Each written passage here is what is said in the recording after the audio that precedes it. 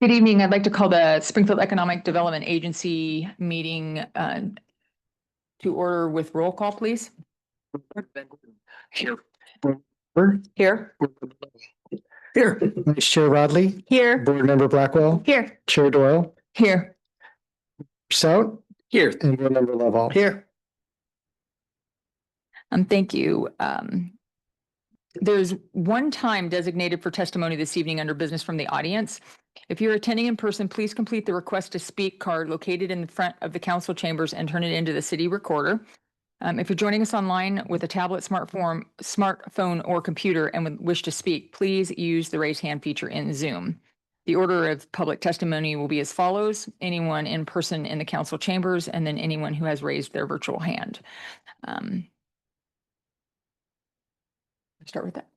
Okay, you ready for the first item? Please. First item is the consent calendar. I would like to move approval of the consent calendar. Second. Yes.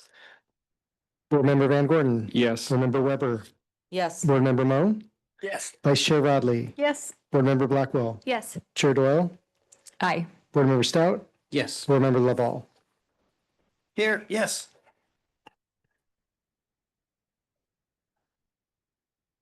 Sorry. Everybody voted yes. So next item, please. Next item is business from the audience. Do we have any cards? No cards and appears no hands for this item. Okay, so looks like that's it for business from the audience. Is there business from the staff? Sorry. We will have some new business. Okay, new business? We have two items under new business. Item number one is downtown property next steps. Ellie Camp is here for this item.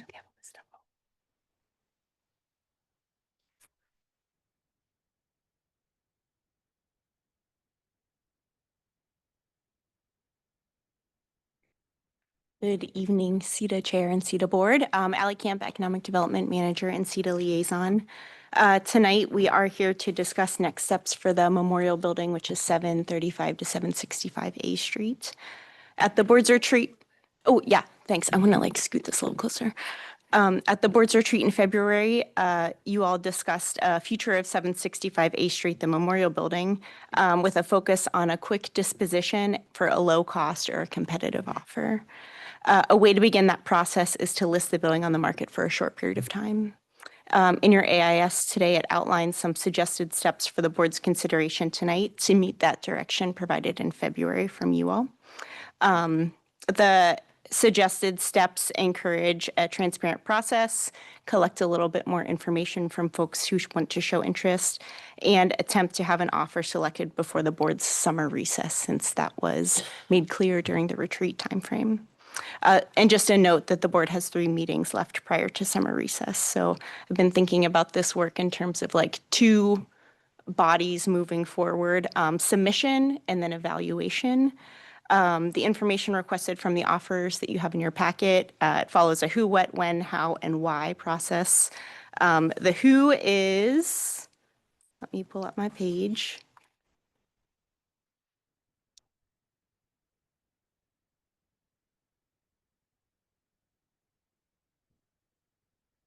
Who are you and what are your qualifications? The what is what do you want to do with the building or the vision? The when is when will this occur or the time frame? The how is how do you plan on accomplishing this, the financials of the project. And the why is why are you interested, the community connection. I'd love to hear from the board in terms of submission. Is there anything missing from this initial kind of screen of potential offers? Vice Chair Rodley? Thank you. I love this and I love the idea of doing it for a month and the questions. The only question that I would suggest adding would be, I'm remembering the conversation that we had last time and folks being a little bit concerned about what if someone purchased the property then it sat. So a question about, what would be your plans if your funding fell through, or however you want to word that, just what would be what do you plan to do if all your plans don't happen?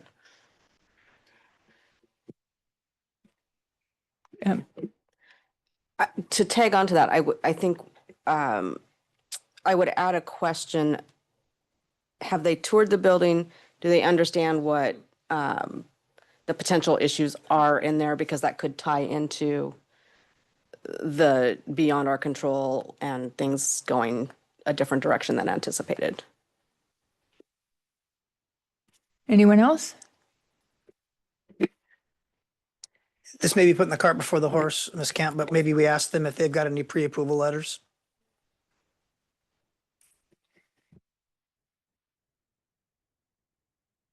Anyone else?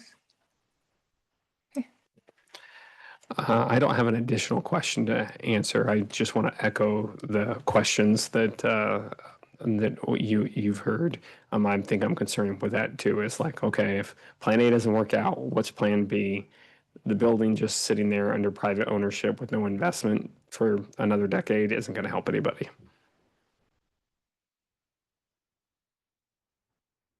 Thank you. And I too would like to make sure that we also keep in mind, what does the board want to see in terms of a timeline? If there's no inaction, because they can tell us all they want that they're going to have something done in 24 months. But if it gets to 30 months or 36 months, we need to have some sort of trigger that and an action that the board wants to take if in fact that doesn't follow through. So, board member. So I'm curious, are we suggesting that potentially a contract sale as opposed to a typical purchase and sale where we still maintain title to the building while the modifications are being done? Or I'm just curious for the sake of the board's sake, what the direction is. Go ahead, board member.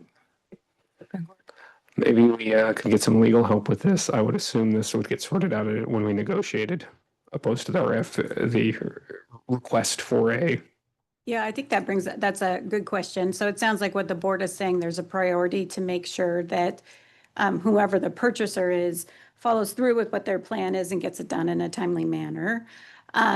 My suggestion would be that that information is conveyed in the advertising materials for when it's on the market, and then the person who is making the offer can have suggestions about how they best think they can comply with that. We'll spend some time thinking about what some of those mechanisms are, whether that's like the type of sale or some kind of reversion or restriction or something like that, that would help. I do think, you'd also want to have a little bit of flexibility built in there. As we know, there is, there's just a lot of uncertainty in these kinds of projects sometimes. So it could be that perhaps if it wasn't done in X amount of time, comes back to the board for further approval or, to give them more time to get it done.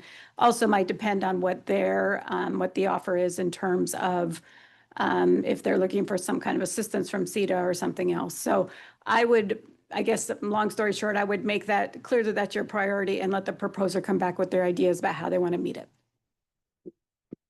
Excellent. Anyone else have comments? Okay, great. I'm just really excited to see that this is moving forward. I think that we have the potential as a SEDA board to see a couple of projects, as many as 2, 3, 4 projects with everything else that we have kind of going down the pike that could be happening all at once. It's pretty exciting to be on the ground floor of this. And before we leave this agenda item, I do want to start a conversation with the board about evaluation of what may come in the door, since this is a quick turnaround, a month on the market, and then items will come back to the board. I'd like to know, so I can start planning, how involved the board would like to be in the extent of reviewing these offers, and if there is any professional expertise that I should seek so that I can stack the information for you and be efficient with its return for your evaluation.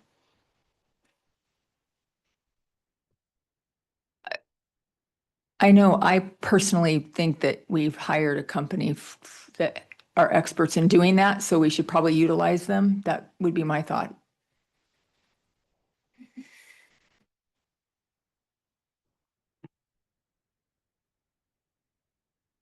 Is that all you needed from us on that item? Super, yes. Okay. So we have 2 meetings in June, which we will utilize to review submissions and have the board time for decision. Excellent, thank you. Neil, next item, please. Next item is a Glenwood Property Lease Agreement, and Alley Camp has this item as well.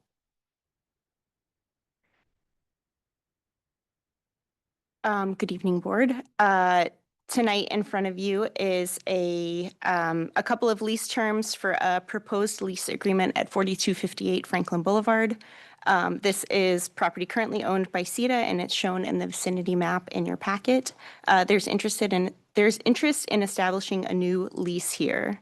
Some terms for the board's consideration include for this lease agreement, timeframe and lease rate.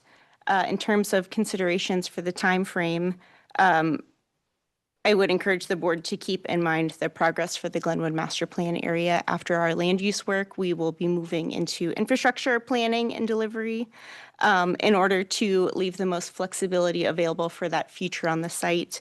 Staff recommend a 1-year lease with a 6-month extension available.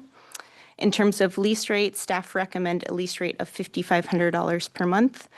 This would allow the SEDA to maintain a positive use in the building while the remainder of the property in the Glenwood Master Plan area primarily remains vacant.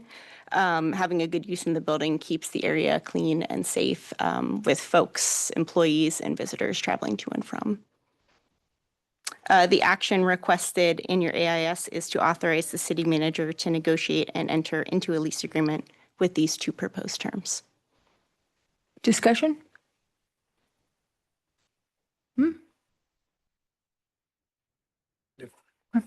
I mean, not to rock the boat on simplicity, because this all seems very simple. Was $5,500 their current lease rate as the last year or two? Has there been any increased thoughts of that? That lease rate comes from a current sublet on the property. The current business that is there is comfortable continuing to pay the same amount. I think it's also important to note that we're currently getting about $600 a month for that. And so we're going to be getting a significant increase with that. So I'm comfortable with it if everyone else is. Simple. Yeah. Excellent. Is there anything else that you need from us? Okay. I think that's the end of this one. And do we have any other items? No other items, and you'll go into an executive session after this. Okay, I'm going to close the regular session for SEDA.